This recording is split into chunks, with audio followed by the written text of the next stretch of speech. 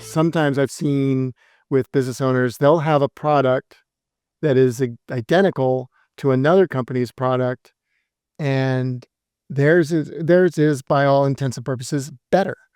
Um, but why is the other company getting all the sales, getting all the business?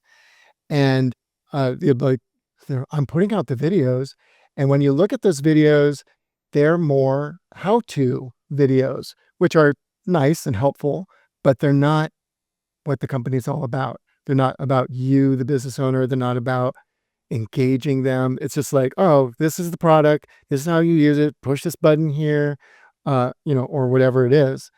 And there's no connection. And that's what But we're talking about, y- that hook, which brings us to today's subject, which is about that. It's about being how effective. Yeah. how do you create something for your business that's gonna stand out?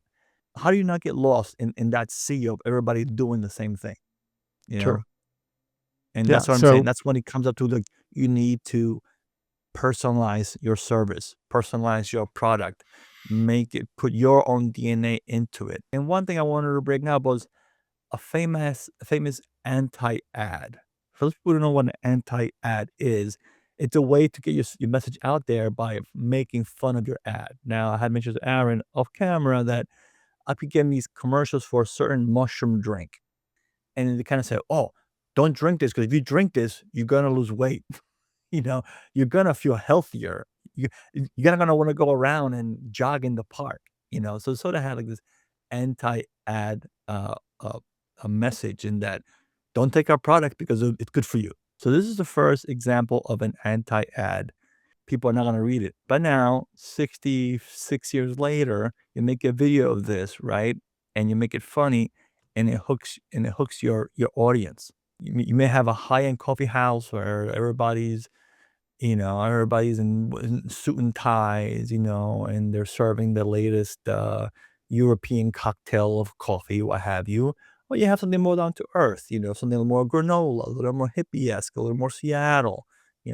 That's a total different vibe that you want to portray of your product. Because niche is the way to go.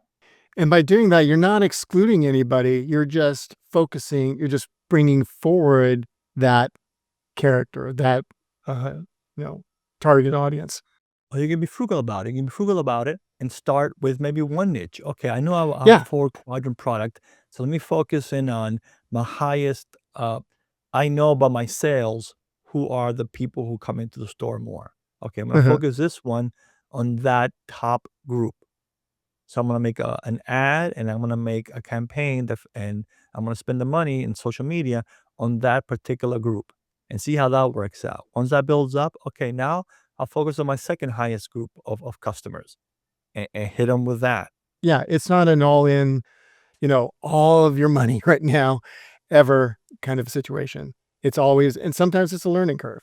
Like, you'll do one set of campaigns and they are only average effective, and then another set and it just goes over the roof. So, you'll understand where you need to lean into for your business.